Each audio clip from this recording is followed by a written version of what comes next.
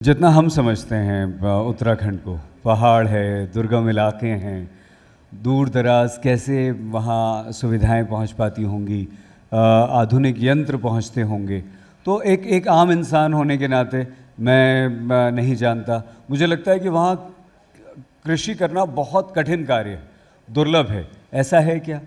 तो निश्चित ही देखिए, हमारे उत्तराखंड के हरिद्वार, उधम सिंह नगर, देहरादून का कुछ तराई का क्षेत्र, नैनीताल का तराई का क्षेत्र अगर छोड़ दें तो लगभग 50% हमारा पूरा पहाड़ी क्षेत्र है।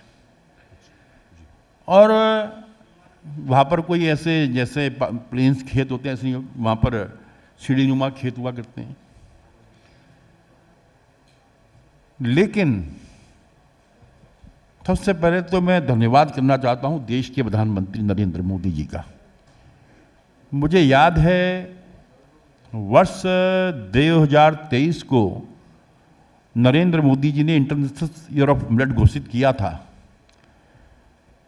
और यहीं पूसा से उसकी शुरुआत हुई थी।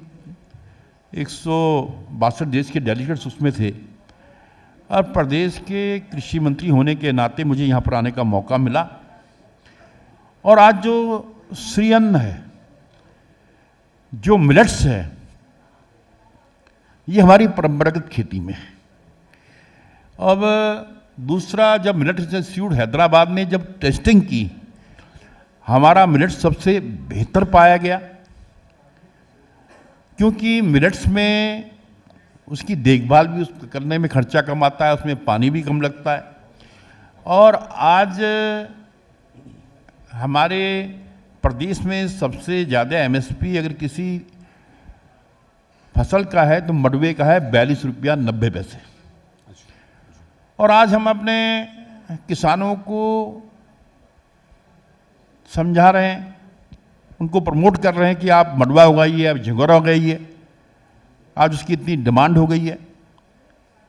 और अक्सर देखने में क्या होता है कि पहाड़ का किसान गरीब होता है, छोटा किसान होता है, उसके पास पैसा नहीं होता, वो साहूकार से पैसा ले लेता है, उधार लेता है और साहूकार उससे 25 रुपये 30 किलो मडवा खरीद कर आगे उसको महंगी दामों में बेचता था।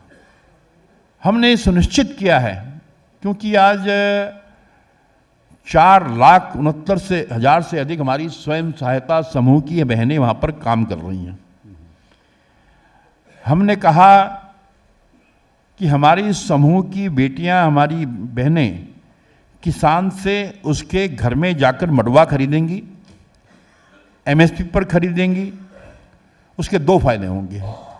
एक तो किसान को उसके उपज का सही दाम मिलेगा, क्योंकि इसके लिए हम 3 रुपये किलो इंसेंटिव समूह की बहन को दे रहे हैं। अगर सपोज वो 10 किलो मडवा लाती है तो उसको 30, 20 लाती है तो 60। उसके दो फायदे होंगे। एक तो किसान को उसके उत्पाद का सही दाम मिलेगा, दूसरा नरेंद्र मोदी जी का जो सपना है कि हम 3 करोड़ बहनों को लखपति दीदी बनाएंगे, उस दिशा के लिए भी एक सार्थक कदम होगा। ये काम हमारी सरकार कर रही है।